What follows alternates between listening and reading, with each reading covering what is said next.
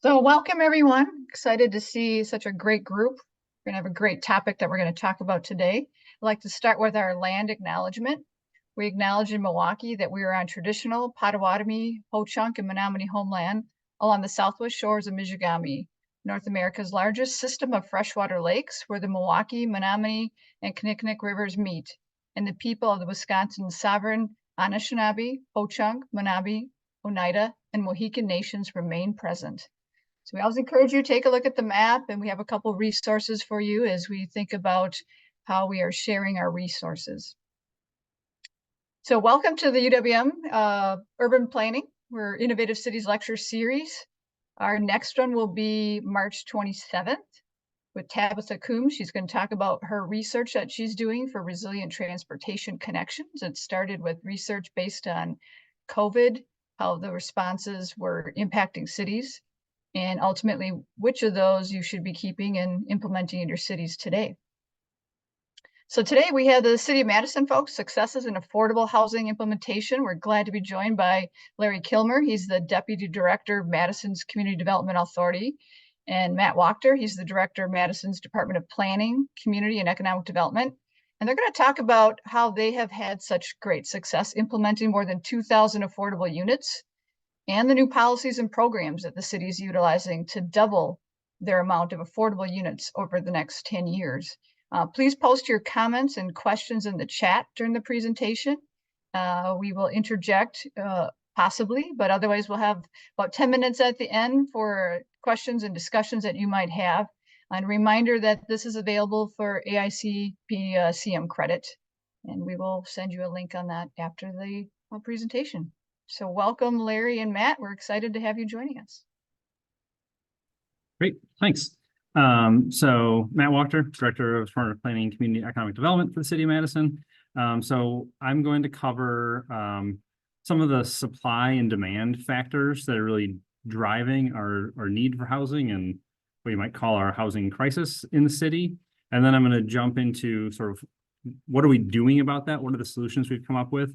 And I'm going to hand it over to Larry, and Larry will cover really some of the specific things where the Housing Authority and Redevelopment Authority are taking an active lead in delivering housing to the city. So we'll start with demand, and in we talk about demand in the city of Madison, we're really talking about our story of growth. So if we look back at census data for the city from 1950 through roughly 2010, the city of Madison grew at an incredibly steady 1% per year every year, which is not very common, but it's sort of a great, it's a great way to grow. It's very consistent, so we could just keep on slowly delivering housing over time. And, in 2008, 2009, the Great Recession happened, and growth in the city of Madison didn't stop. In fact, it sort of sped up. And if we look at the decade after the Great Recession, instead of growing at a 1% per year, we jumped up to 1.4, 1.5% per year, which doesn't sound like a lot, but that's a 40 to 50% jump in growth. And the other thing that happened during that time is when we look at who we were adding, it was really a lot of renter households. And if we look at why that was, it's because Madison's economy had shifted over time to really be importing very large, go back a slide still, Larry, sorry. Large numbers of 20 to 30-year-olds. And if you look at sort of, that's a natural rental cohort of people, a lot of single-person households. And if we look at income, incomes were going up at the same time. And if you look at the jobs we were adding, it's a lot of tech-related jobs here in the city of Madison. So what that means is lots of young renters moving into our market, 2.5% growth per year in that rental market. So it's a huge amount of pressure on the rental market to deliver enough units to serve that demand that was happening. And then if we look at even the sort of COVID years, this is early data, that trend, might have actually sped up slightly. So again, lots and lots of pressure on our housing market, specifically on the rental market, to deliver units for people. And again, it's not low income renters. It tends to be moderate and higher income renters that we really need to deliver units for. So now you go to the next one. So like I said, we were growing at 1% per year. It shifts up, and when we look at our projections coming from the state, we look at our projections that we put into our 2018 comprehensive plan. Those are all wrong. We grew even faster than we were predicting. And so what this means is we need to be adding, thousands of units per year to keep up with this growth. And there's no reason to think that it's going to stop. So lots of demand, lots of growth in the city, which is a good problem to have. But it does present challenges. All right, next slide. So let's look at the supply side of things. So like I said, we're adding thousands of households per year, specifically renter households, and we're approving lots of units in there. And so, a light year might be 1,000 units, a heavy year, it might be 4,000 units. Now, this is us approving things. This is not necessarily units being built. So you kind of have to smooth that out because approvals are lumpy. And so we've been approving 2,500 units per year. Again, not quite all of them are being built. So we're barely able to keep up on the approval side with the demand that we're seeing. Go to the next slide. And the other thing that's sort of changed over time is because we have to deliver so many units, the size of buildings is growing as well. Whereas a decade ago, a lot of what we were seeing were 50 to 100 unit apartment buildings. Now it's not uncommon at all to see apartment buildings being delivered with hundreds of units in them. And so even, at 200 apartments at a time, you've got to deliver multiple of those large buildings every single year to keep up with our demand. Good. And so, there's strong demand, but it is hard to deliver that supply. And some of the things are things that we control. Some of them are things we don't. So everyone knows on the macroeconomic level in the last year or so, with interest rates rising, these deals, even though there's strong demand, are harder and harder to finance to make the numbers pencil out. On the construction side, we had, like everyone else, we had supply chain constraints. We also have a very significant labor shortage in the city of Madison. So it is just hard to get people to come in and be able to build those buildings. And then the truth is there are regulatory hurdles. There are things that we do in our process that make it more difficult or slower to deliver the supply that we know that we need. So going to the next one. And all of that gets translated then into vacancy and prices, is where you can see where supply and demand maybe aren't matching up. So in the last few years, our vacancy rate was, after the Great Recession, it took a few years to build a lot of things, and we were starting to get towards a normal vacancy rate, which in the United States we call a 5% vacancy rate, kind of the minimum vacancy rate you have to have that balance between supply and demand, between sort of tenant and landlord power, where people really have options to rent where they want to rent. But in the last few years, we haven't seen that. We've seen our vacancy rate dipping down below 3%. And, this is a CoStar projection. Looking at what's in the pipeline and our continued growth, there's no reason to think that we're anywhere near getting back to that healthy 5% vacancy rate that we're shooting for. Next slide. And not surprisingly, when vacancy is that low, prices are going up. So in the last year, Madison's rent increased at about 5% annual, which puts us in some of the greatest rent increases in the country. And, who does that affect the most? It tends to be our lower income renters, people who have fewer choices, and they get squeezed out of the market. So if we look at this sort of trying to match up incomes with rents, this is a very imprecise way to do this because we've got different unit sizes, different household sizes. But just in general, we'll say that for a 2-person household at about 80% of our median income, you can rent a relatively new apartment. That is who the market is set up to deliver to, are people at 80+% of median income in our market, and they're doing fine.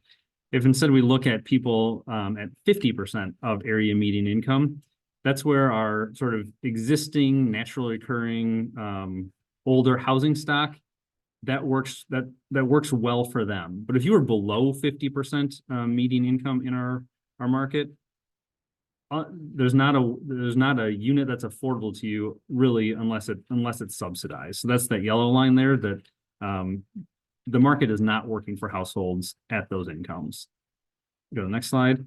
Another way to look at that data is by race. So the blue dotted line is our median rent. So traditionally, white households, Asian households have been able to, on average, afford those rents.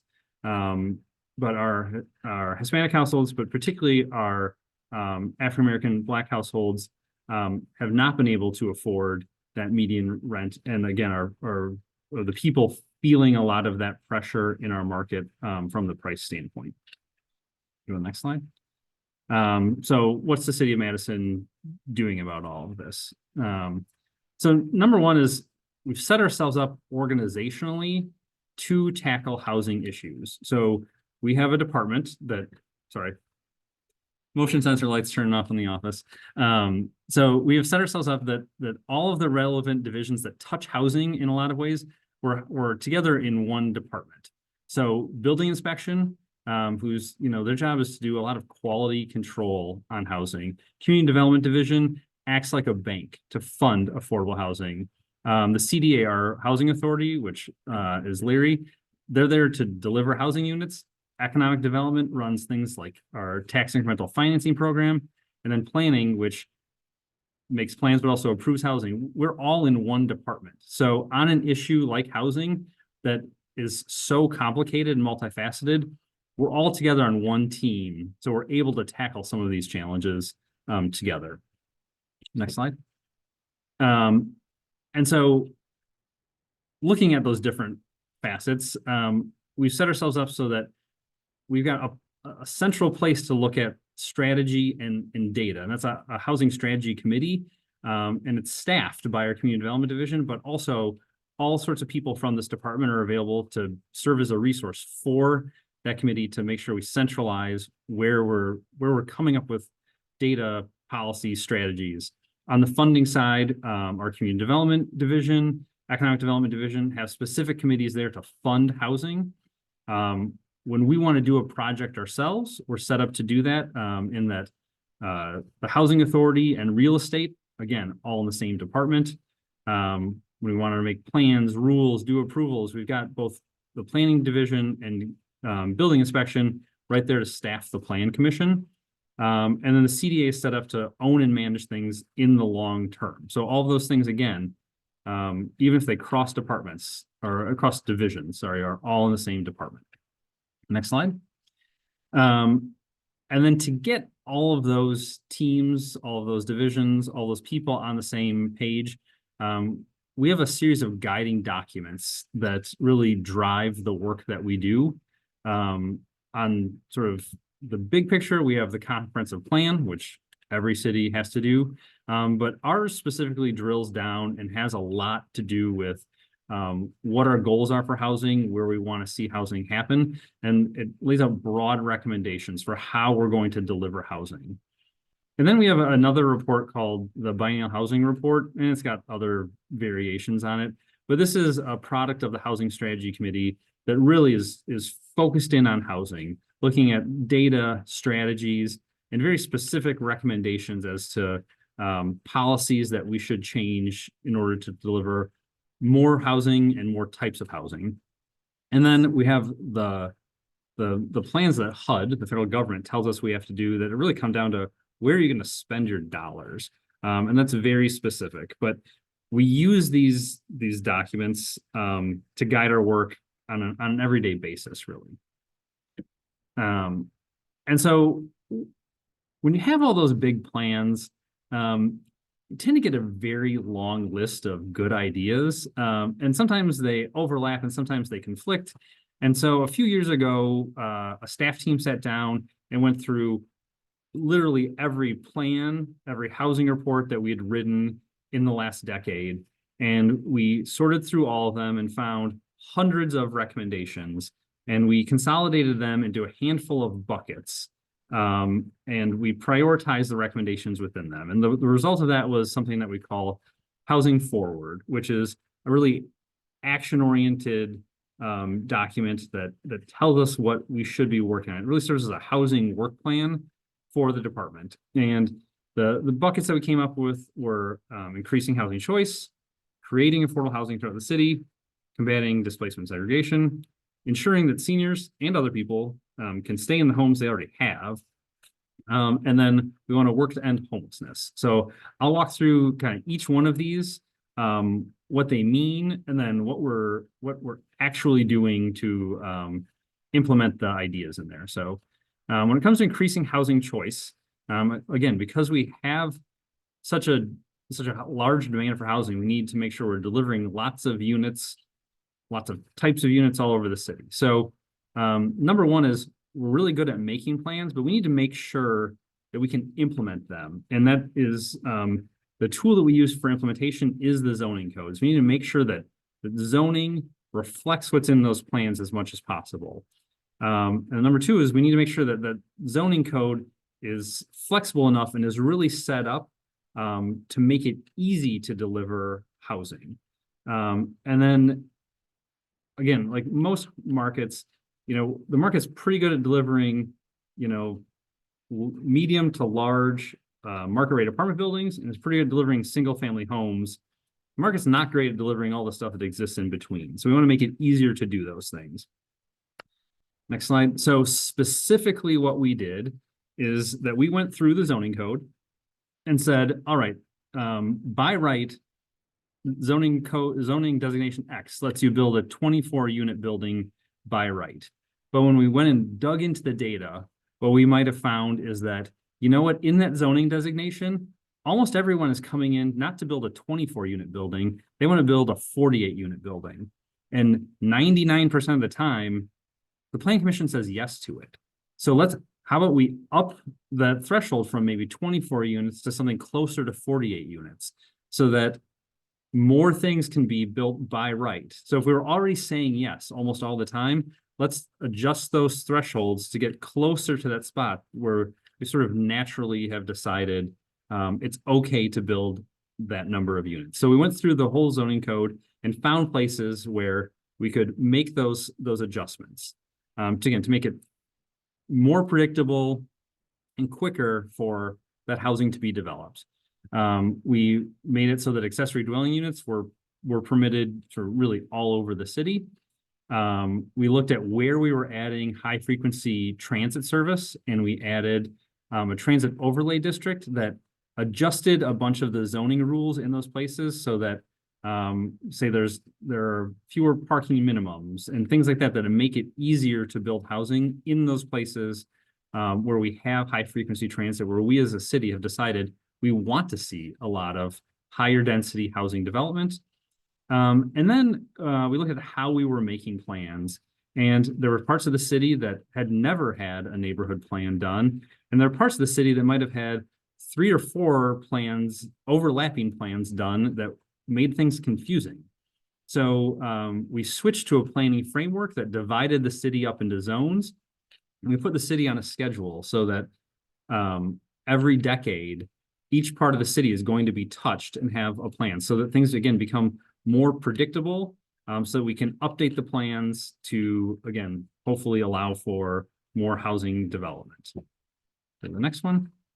And then specifically for affordable housing, the city has been in the business of funding affordable housing for a while, but we really wanted to look at those programs and really double down on pushing affordable housing development to happen in those places where we've got good transit access.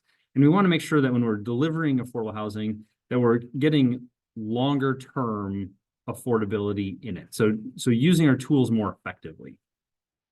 And then being more aggressive in buying land to open up opportunities for affordable housing development in the places that we really wanted to see it.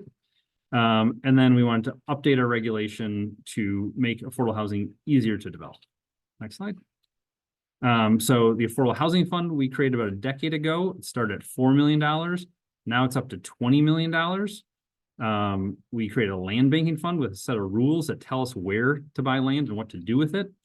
In the downtown, we had a belt and suspenders approach where we had a maximum number of floors, but a maximum height.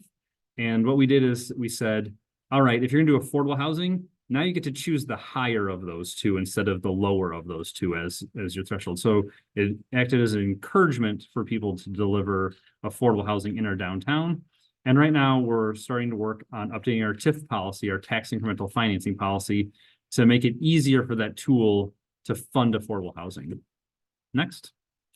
So that Affordable Housing Fund started in 2013.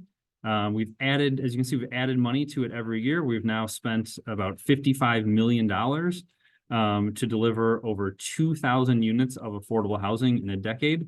And to give you a perspective, our public housing program took about 30 years to deliver something like 800 units. So is 2,000 units enough? No. But it's a lot of units in a very short amount of time. And it's about building a pipeline of affordable housing. So we're always adding to that stock. Next slide. On the land banking front, one of the things we picked areas of the city and the particular criteria. So this is South Madison, where the city and the CDA have made investments in recent years. We have public housing there. We own a shopping center. We've seen a number of our nonprofit partners work on projects, and sometimes we're able to help them by land banking land to help them do a project. But we've also bought a number of sites that we're working to do things like environmental cleanup to make them available for housing development in the future. And we'll run requests for proposals to find development partners to help so that we can really guide that development over time. Next slide.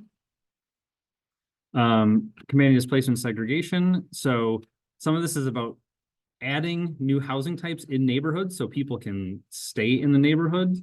It's about increasing homeownership opportunities. It's also about preserving affordable housing. So this is on the supply side, that we want to make sure we preserve multiple housing options and affordability options within neighborhoods that are changing. And so some of that is we looked at Milwaukee's ACRE program to train a new generation of real estate professionals of color, and we copied it and are doing it here in Madison. We created a special funding RFP for small scale developers and developments to create some of that housing stock. We created a special loan program for small developers. And then we've launched a number of rehab programs focused on preserving smaller scale, duplexes and small apartments, and hopefully keeping them affordable in these neighborhoods. And then for individuals, we worked on programs to keep people in their housing by protecting tenants, by providing loans to existing homeowners, and then doing energy efficiency upgrades that reduce bills for existing tenants. Next slide. So some of these are legal things through tenant protections. Some of this is we had lots of federal money through some of the COVID related programs. We spent tens of millions of dollars to help people pay their rent to avoid eviction. And then again, we're also funding, helping people to stay in their housing through a variety of funding programs that specifically help owners and tenants. And then ending homelessness. This is about providing housing options, but knowing that we also need to rebuild our shelter system, and that our shelters are really have been makeshift solutions in church basements and former schools. And then knowing that our nonprofits who deliver these services also need support. So specifically, next slide, things we're working on is in that affordable housing fund, we work to make sure that some of the affordable units are set aside for households that are coming through our homelessness system, so they have a a more permanent housing option in those mixed income developments, working to build a permanent men's shelter and a permanent women and family shelter. So we've made millions of dollars of capital available to build purpose-built buildings for those. We've changed our zoning code to allow for more tiny home and type developments in the city, and then working to build alternatives to congregate shelter, because some people that is not a solution for them. So we built a more of a campground style option, which we didn't have before. So that's all just on top of things that we kind of have always been doing. We've always run a Section 8 voucher program serving 1,900 households at this point. We own and manage public housing. We've always supported for-profit and nonprofit developers with funding. But all the things in Housing Forward are meant to build on top of that foundation of housing programs that we already had. So I think, on a timeline, just for things, in a decade, we've gone from, from funding maybe a dozen new units per year to now we have a committee dedicated to that. We have a affordable housing fund that started at $4 million, and some of these dollar figures are wrong because I forgot to update the slide. But all these things have added up so that, in this last year, we did a record amount of affordable housing development in delivering, approving and funding over 1,000 units in a single year of new affordable housing development. So it's a lot of change in a relatively small amount of time. But I think one of the things to take away from this is there wasn't one magic bullet for it. This is a bunch of policies and programs that get stacked on top of each other that have let us really deliver a lot more housing, specifically affordable housing, in that decade. So with that, I'll hand it over to Larry to talk about specifics of things the CDA is doing. All right, thank you, Matt.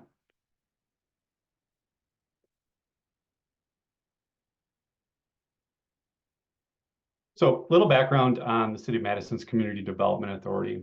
So our mission statement is to develop and provide inclusive and safe places through quality, affordable housing, services, and community resources in the City of Madison.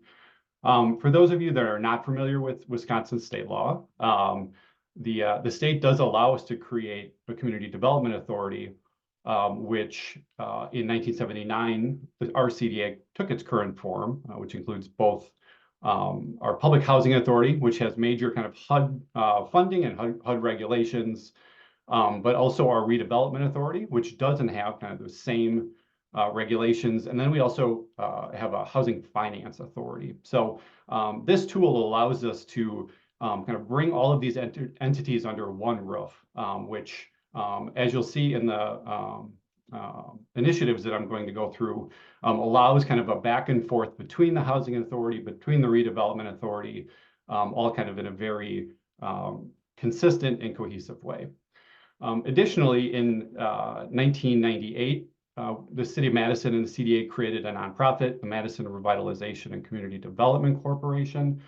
And the focus for our nonprofit, which we then also control, is for oversight and redevelopment of low-income residential complexes and to foster and improve the stock of affordable low-income housing in the City of Madison. Looking at our current housing portfolio, so this is both our CDA and our nonprofit, MRCDC. On the Housing Authority side, we have 884 units, of which 769 are in the public housing program and another 115 are in the multifamily program. Under our redevelopment authority arm of the CDA, we own 230 units, of which we're the managing member of LIHTC, of Low Income Housing Tax Credit LLCs, for 202 units. And it's worth noting, over the next 2 to 3 years, all three of those deals will unwind. So all 202 units will become wholly owned by the CDA's redevelopment authority. And then the other 132 units have already gone through that process. Our nonprofit, MRCDC, owns 38 units, and those have all recently been repositioned through HUD's Section 18 repositioning program, which I'll talk a little bit more about shortly. So currently our total portfolio for the CDA and our nonprofit is 1,152 units. And just based on what I'm going to be presenting here shortly, we're looking at more than doubling that portfolio in the coming decade. And now this doesn't touch on everything that we're looking at doing, but these are the initiatives that are at some point in the process that we're currently focused on.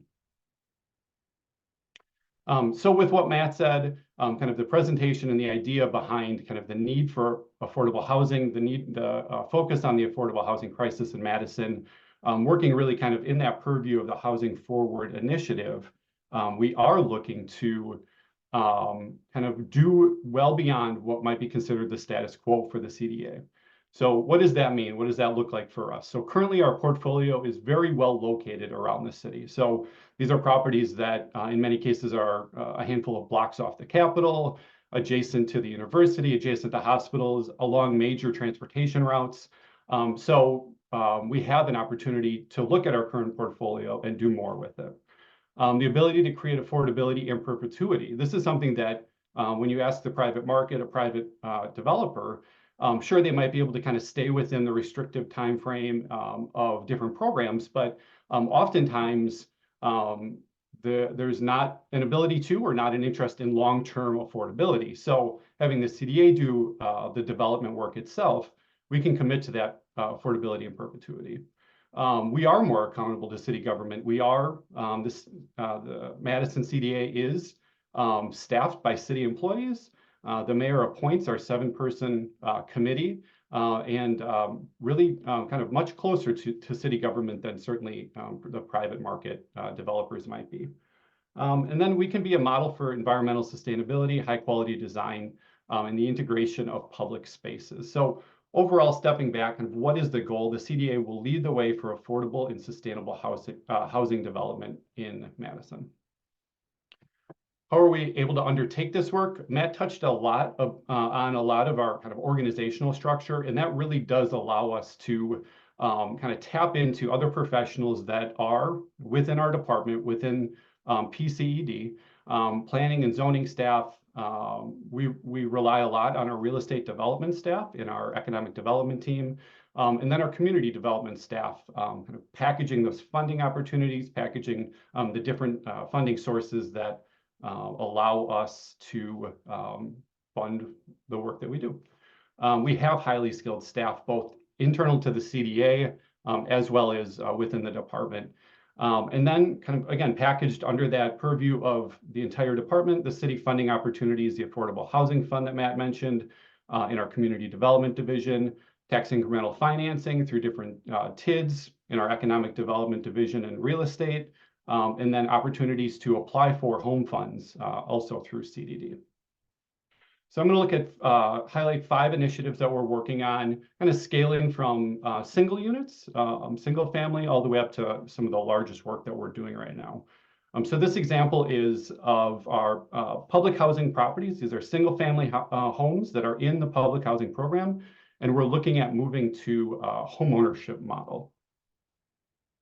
We're still the developer, we're still the owner of the properties. We'll be bringing on a partner, kind of looking at how to engage residents over time through this process. These are occupied houses, and we want to make sure that the occupants have the first opportunity to purchase the house.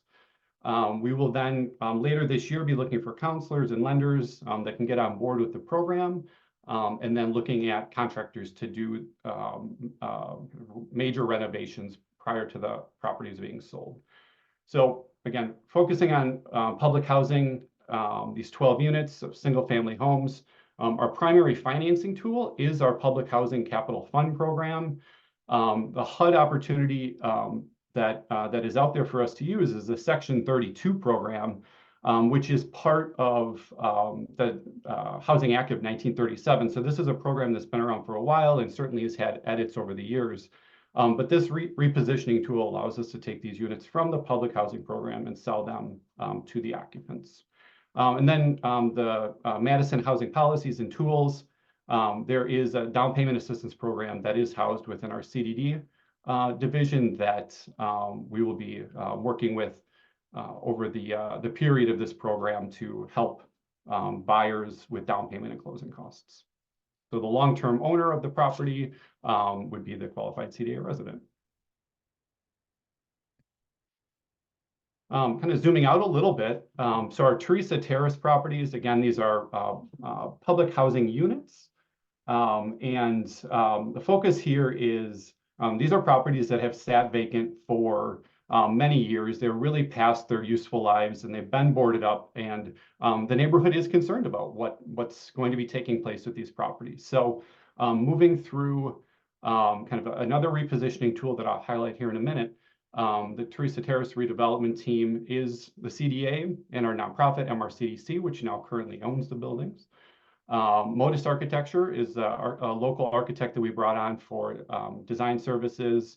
The CDA itself has done resident and community engagement with the neighborhood association to make sure that the properties are being developed to their interest and their like. And then we are hopefully within a month or two of identifying the contractor. As I mentioned, these are 4 units. We're going to be demolishing and then rebuilding with 6 units. So we are adding density. We are adding more affordable units. The primary financing tool here is not external, although the funding for this redevelopment is coming from internal sources. The HUD repositioning tool is the Section 18 program, which is a demolition and disposition program. So as I mentioned, we'll be demolishing these properties and building 6 units in their place. And then the city policies and tools that we're tapping into for this deal is the Affordable Housing Fund that Matt mentioned, and then the zoning change that Matt mentioned as well. By right, we can do demolition and add density because these are now going to be additional affordable units at these 2 sites. So internally, overall, we're estimating a development cost of around $2 million. Long-term owner, again, the CDA and our nonprofit MRCDC. And then the CDA will, for property management, the CDA or a third-party property manager will be overseeing the day-to-day of the properties. Why redevelop in-house at the CDA area? So that's a question that I think a lot of people might ask as to, what's the importance for the CDA to stay involved? So these are formerly public housing units. The piece that I mentioned before about creating affordability in perpetuity, and the city has committed to this neighborhood. We have a neighborhood center about 3 properties over, and really kind of making sure that we are doing what we can as city government to provide additional housing opportunities. And this is a great example of a case study for missing middle development, right? Here's an opportunity to add these row home type houses at 2 different sites on this block.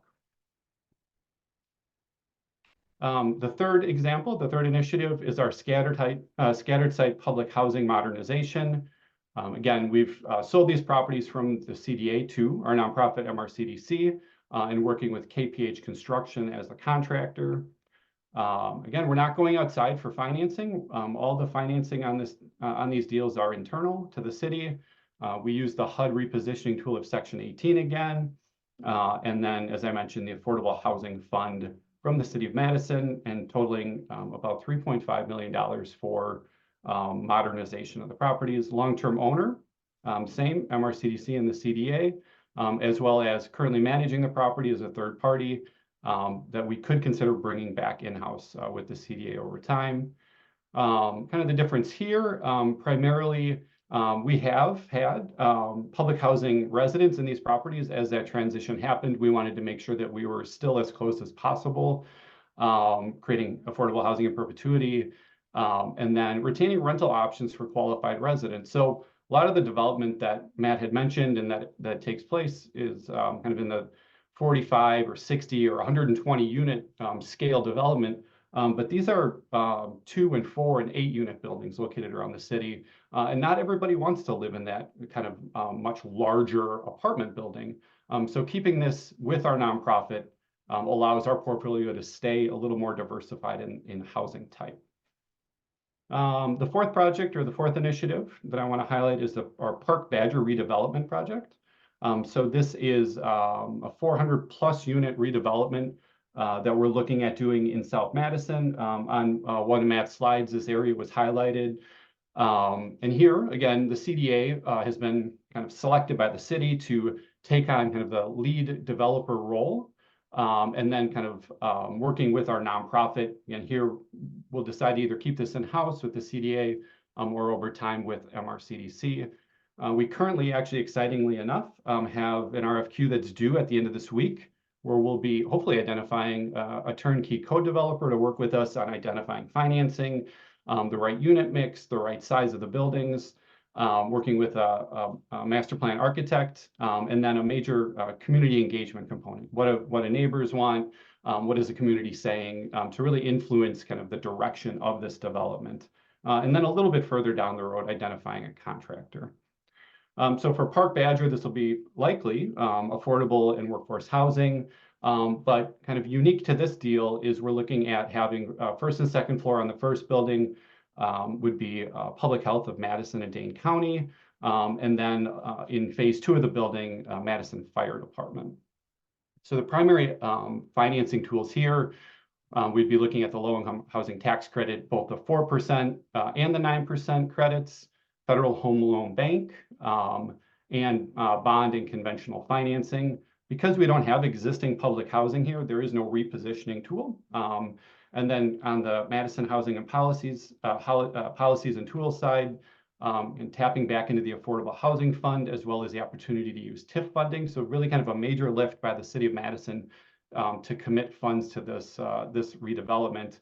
And then land banking, right? So Matt had mentioned land banking, identifying properties ahead of time, and then doing site assemblage. So we have this opportunity for a much larger impact at this property.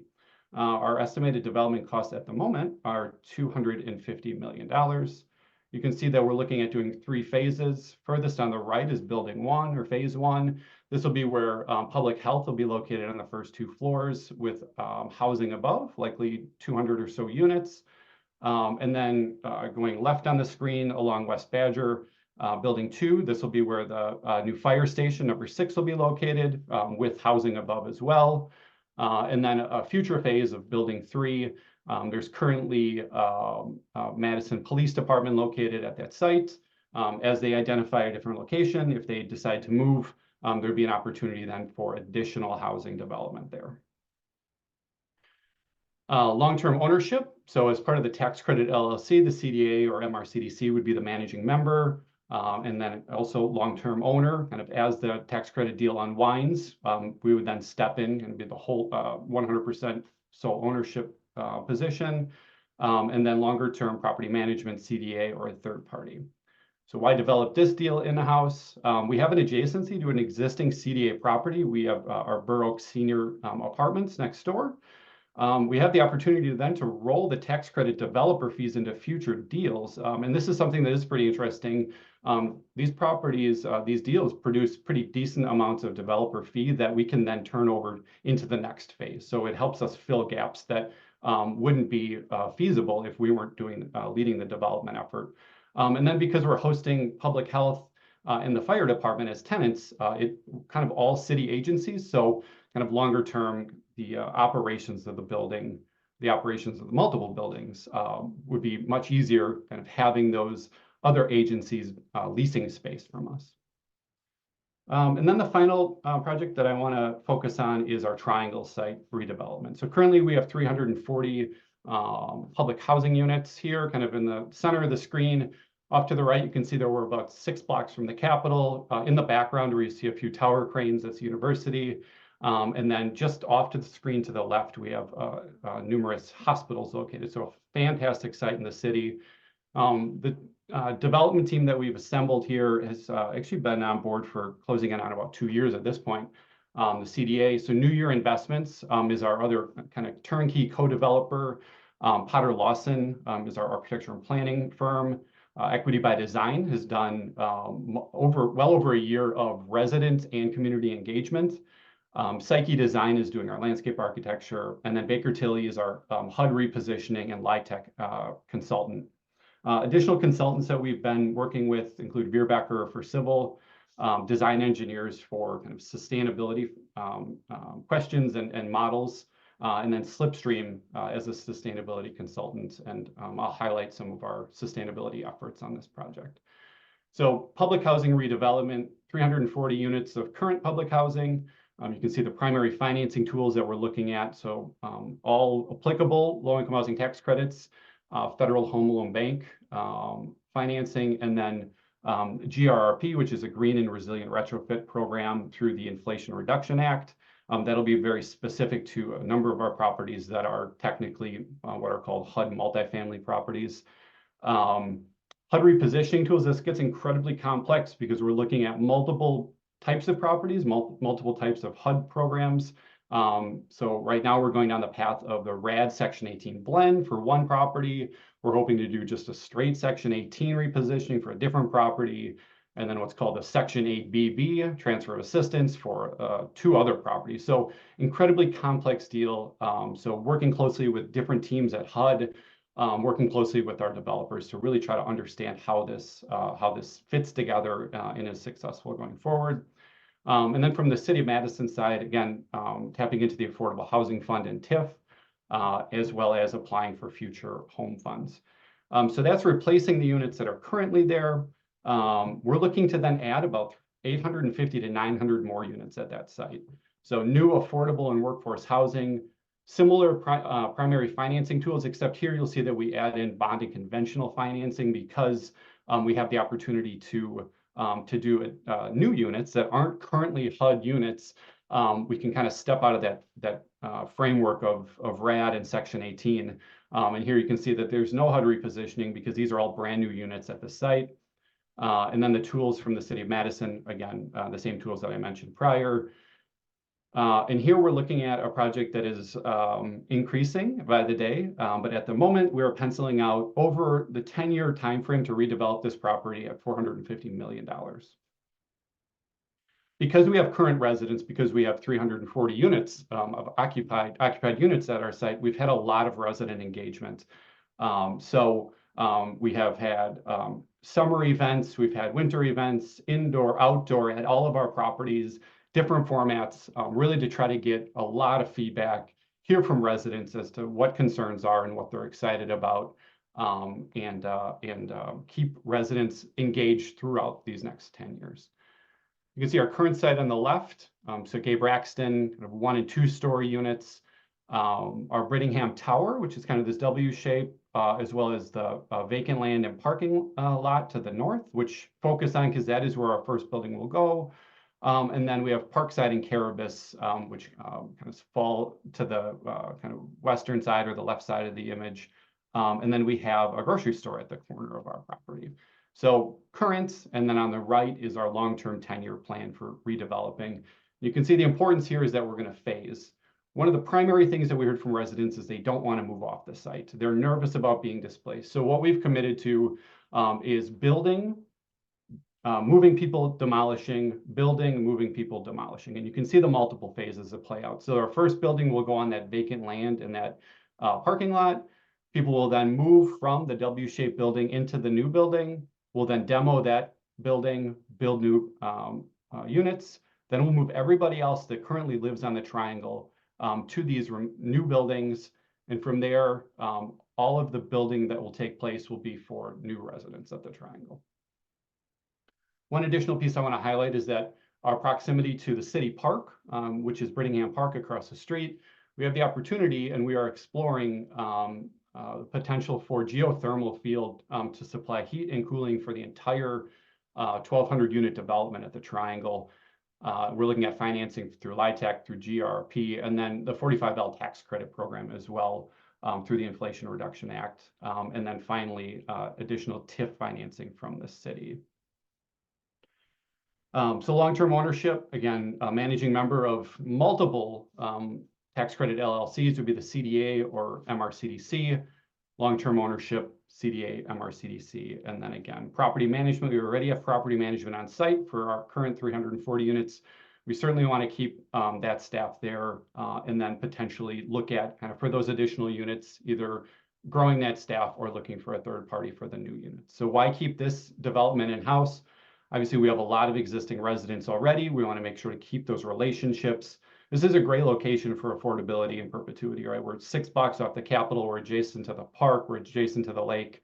We're along what would be the final extension of the East Campus Mall, which connects both lakes in the city, and the adjacency of multiple healthcare facilities. Again, rolling the tax credit developer fees into future phases. And then this additional complexity of this potential geothermal site just really adds to a very, very exciting and a very complex project. Are you almost done, Larry? Last You just slide. want- Thank Okay. you. So to summarize, kind of as a takeaway, these are the 3 steps. So the first 2 Matt really talked about, and the third one I talked about. So kind of, what can be done without a lot of funding?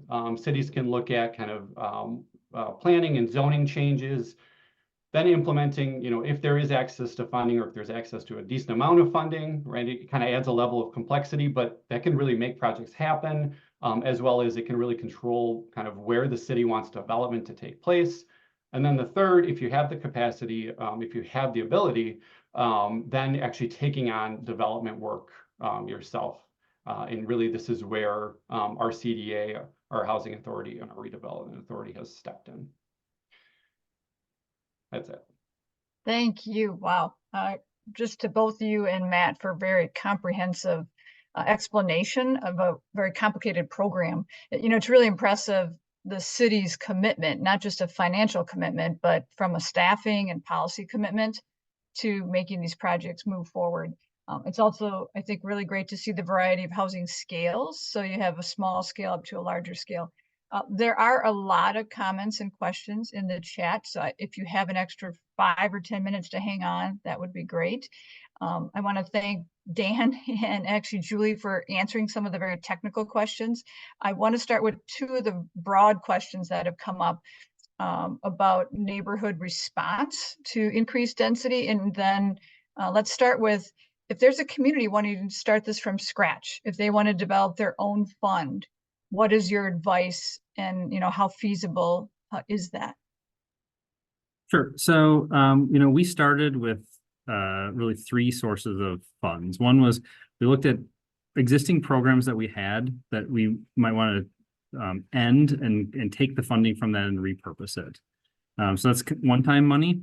And then, as was mentioned in the chat, there is a provision in the state of Wisconsin that when you close a TIF district, you can take 1 extra year of tax increment, and you can then spend it on affordable housing anywhere in the city, not just within that district. The thing is, you don't close a TIF district every year. So it's a lumpy source of funds, but it's a nice way to inject dollars into a fund to do this.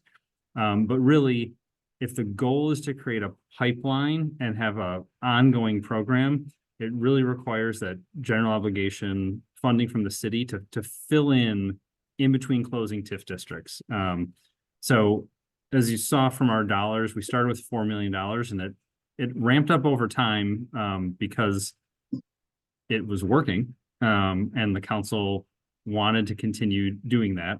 Projects get more expensive over time to do it, but you don't have to do 5 buildings a year. If you want to do 1 building every other year, that's a couple $1 million to do it. It doesn't have to be $20 million like we're talking about. So scale up, essentially. You might have to do with the size of the community, very different maybe than the size of Madison as well. Yeah, I mean, I think Dan and Julie would be the first to admit that you learn a lot from doing one of these deals. You send your staff to tax credit training through the state or another organization to learn what's allowable, what's not, because we have to underwrite these deals and say someone assumes they're going to get X amount of money from the tax credit program. You have to know, is that realistic? Is that not realistic? So staff really need to understand how these other funding programs work in order to right size the amount of money you're putting in, but also know where you can pull and push. Julie sits down with the developer and says, you know what, the city actually wants to get another 3-bedroom unit in there. We might want to take some of your 60% median income beds, and can we push some of those down to 50? Because that meets a city goal. But you have to know how far you can push those things before you affect their WIDA scoring or their financing, or you start to break the deal. So it takes some more experience, which makes sense from the technical part. There was a question early on, and I think Julie responded that there hasn't been a lot of resistance, but can you just talk briefly about, how the community has responded to when you're especially coming in with the larger buildings and increasing density? What's the response been? Sure. So I'm not going to pretend that like Madison is a normal community. I mean, we definitely have neighborhoods where when a market rate deal comes in, the first complaint we get is, why is there no affordable housing in this development? So that definitely happens, where you have neighborhoods that specifically want to see affordable housing happen in their neighborhoods. But I mean, we still do get pushback where people are concerned with the normal things that come with development, with traffic, with shadows, with, general disruption to a community. I think one of the most powerful tools that you can have is to show pictures of what a normal everyday tax credit development looks like, because it looks like every other apartment building. It doesn't look any different. They're held to the same standards for, design quality as anyone else's. They're professionally managed.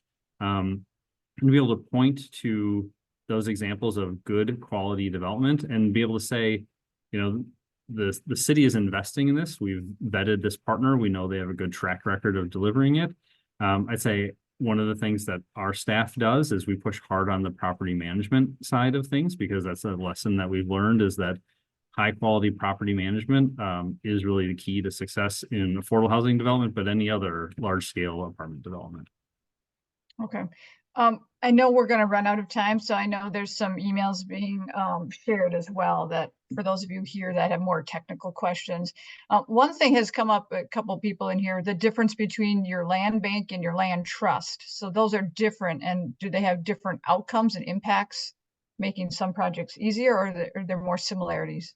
Sure. So when we talk about land banking, we're really talking about the City of Madison or CDA, but really the city going in, buying property and preparing it for development. Sometimes we buy a lot of little parcels and put it together to make one larger parcel. Sometimes we take down a really big parcel and chop it into manageable bites, do environmental cleanup, clean up title, those sorts of things.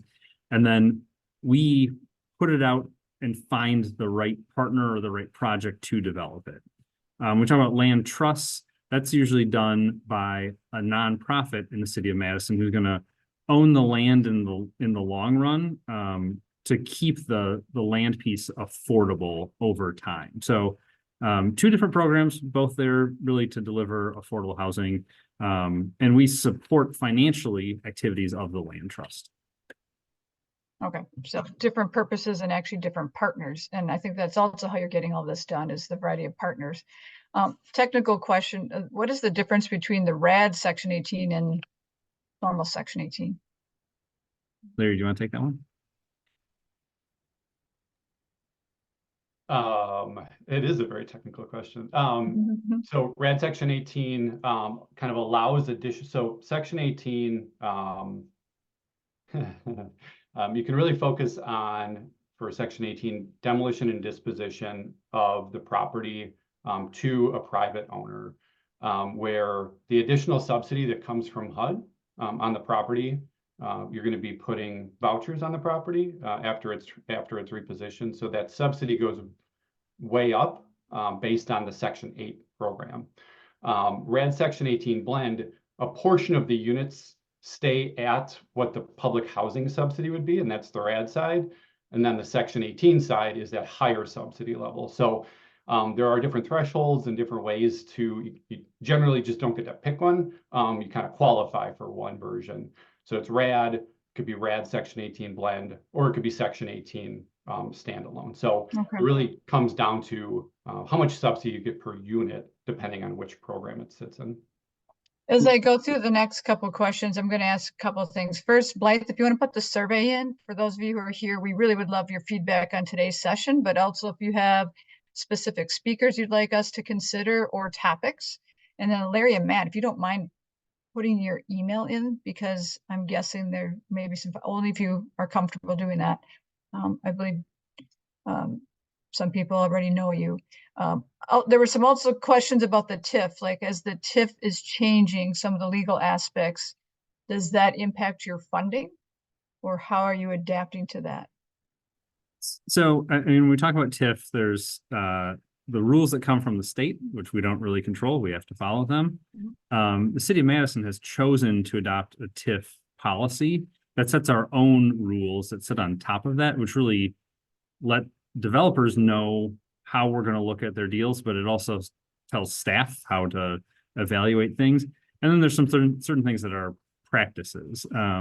And so when we say we're going to look at what we're doing, some of this is we've been changing practices over a number of years to really build stronger relationships between the Affordable Housing Fund and TIF, because oftentimes we're using a combination of city funding sources to fund one of these things. So it might be $1 million of affordable housing funds matched with $1 million of TIF.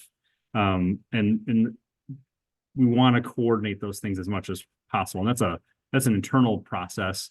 But some of this would be, looking at our city policies to make sure that, they're set up to work as well as possible for affordable housing. Because the truth is, TIF works by generating a lot of new property value, which generates new taxes. Affordable housing, by its nature, doesn't really do that. So we're in some ways trying to take a square peg and fit into a round hole. But TIF is a powerful tool, and we need to do everything we can to take advantage of it. Okay. Yeah, obviously, you're doing all this to have a more sustained impact, right? This isn't just for the next 10 years. So there were a couple of questions about rents being deed restricted and ultimately assessments. So I know Dan responded that it's based on value, and rent obviously impacts value, but it's obviously not beneficial to have a very high assessment as it switches to ownership. So can you just talk how the city is managing rents and assessments? Sure. So one thing, when the CDA is doing things, the CDA is in the affordable housing business, so it's pretty much going to be affordable in perpetuity. When we're doing when we're funding affordable housing, we're putting on typically a 40-year land use restriction that is restricting the incomes of people who are renting and the rents that they're being charged, and we're tying that to standards that come through the state. So we're getting 40 years of affordability, but these aren't, when it's affordable housing funds, these aren't grants. It's a long-term deferred loan for the most part. So at the end of 40 years, if they want, it basically forces a conversation where they say, we want to turn this to market rate. And we say, great, you owe us the $2 million back that we lent you.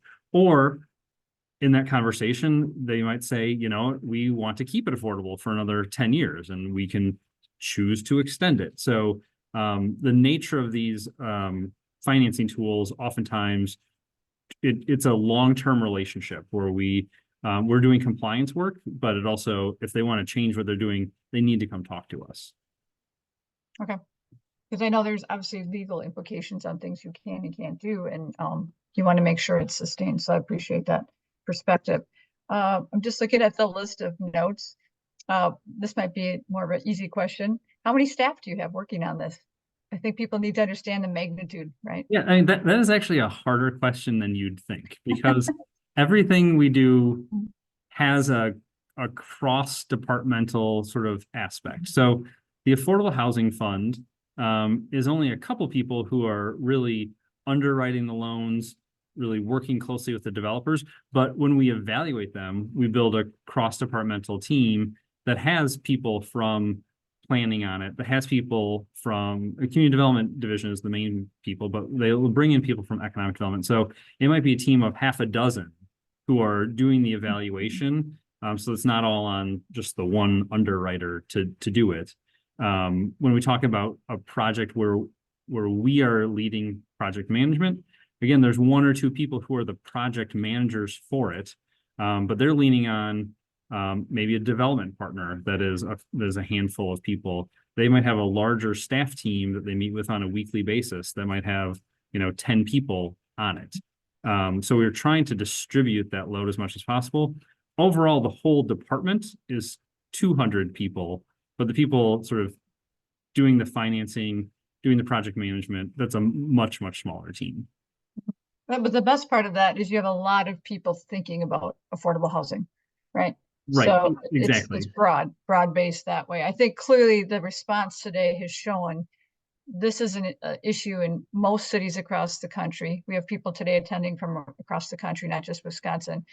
But you guys, I really think, are the model, right? You've worked through the last decade, you've been successful, and you're transforming and updating your tools to make sure that you're successful moving forward.